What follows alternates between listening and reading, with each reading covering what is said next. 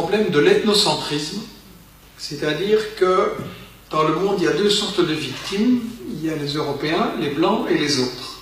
Et ils n'ont pas la même valeur. Et je crois qu'on ne doit pas sous-estimer le fait que nous, Européens, on est des colonialistes depuis 5 siècles.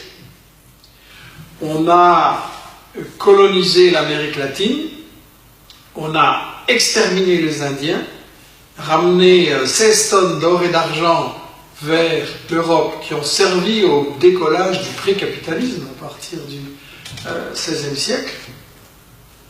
Et ça a laissé des traces.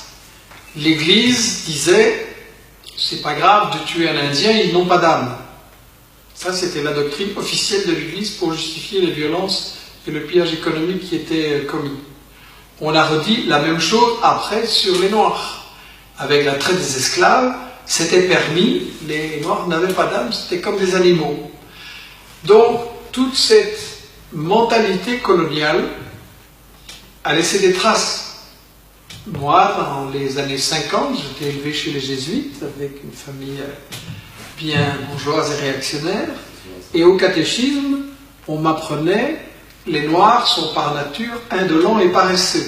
J'ai encore cette phrase qui me trotte dans la tête. Les Noirs sont par nature indolents et paresseux. Les Arabes étaient bien entendu fourbes, les Chinois aussi, et donc finalement il n'y avait que les Blancs qui étaient vraiment bien. Donc on a été élevés là-dedans. Maintenant les choses sont moins crues, plus hypocrites peut-être. Mais je crois que toute cette longue tradition, elle doit bien se résumer par cette idée. C'est Régis Debray qui a exprimé ça d'une très jolie façon. Il a dit à propos des intellectuels français et européens, ils ont enlevé leur casque colonial, mais en dessous la tête est restée coloniale. J'aime bien cette phrase parce que je pense qu'elle montre tout le travail qu'on a à faire par rapport à cette éducation qu'on a reçue à l'école, à la télé, autour de soi. Il y a le mépris de l'homme blanc pour les autres. Il y a des gens, y compris des gens qui se disent de gauche et progressistes, mais qui trouvent toujours de bonnes raisons pour les guerres de la France. Alors ça doit être dit clairement, parce que c'est une divergence que j'ai avec eux et qu'ils refusent de débattre publiquement. On préfère me coller des étiquettes dans le dos, comploteur, antisémite, conspi, extrême droite éventuellement, vous avez pu entendre ce que j'ai dit, et voir si c'est de l'extrême droite. Et donc, je crois qu'il y a quelque chose qui doit être dit clairement. Des intellectuels français ou belges qui se disent de gauche et qui trouvent toujours de bonnes raisons pour les guerres de la France contre les peuples du Sud, quelque part, il reste un peu colonial. Et si on se réfugie dans l'attitude ni, en disant oui, j'aime pas Bush, mais Saddam Hussein quand même non plus, ou j'aime pas l'OTAN, mais enfin Kadhafi, il fallait s'en débarrasser, ben déjà vous voyez le résultat. Il fallait libérer la Libye et amener la démocratie. Vous voyez le résultat? Vous avez des esclavagistes, vous avez des milices, les femmes sont traitées comme des animaux, les Noirs sont attaqués en rue et tués à cause de la couleur de leur peau.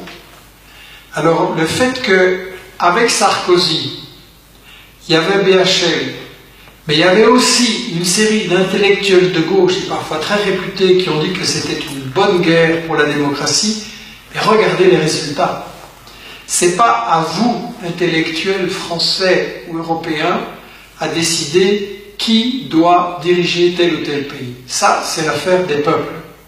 C'est l'affaire des peuples, c'est à eux de décider s'ils veulent changer de dirigeants et lesquels ils veulent mettre à leur place et dans quel système social et politique ils veulent vivre. La révolution, ça ne s'exporte pas. On ne fait pas des guerres humanitaires pour libérer des peuples malgré eux. On a aussi prétendu qu'on faisait la guerre pour libérer les femmes arabes. Mais regardez le résultat en Afghanistan, regardez le résultat en Irak, regardez qu'est-ce que ça a apporté, les régimes qu'on a mis là-bas. Il serait quand même temps que des intellectuels qui se disent de gauche en France et en Europe ouvrent les yeux sur la catastrophe que les guerres humanitaires ont apporté en Irak, en Yougoslavie, en Libye, en Syrie, en Afghanistan, et il faudrait cesser d'exporter la démocratie occidentale. C'est une démocratie d'esclavagistes, c'est une démocratie qui ne fonctionne pas, c'est une fausse démocratie. En réalité, c'est une démocratie qui est basée sur le pillage des ressources, des matières premières fondamentales. Et on nous dit, oui, mais il y a un dictateur, là, il faut le remplacer. Ce serait très bien si on remplace un dictateur par un plus démocrate.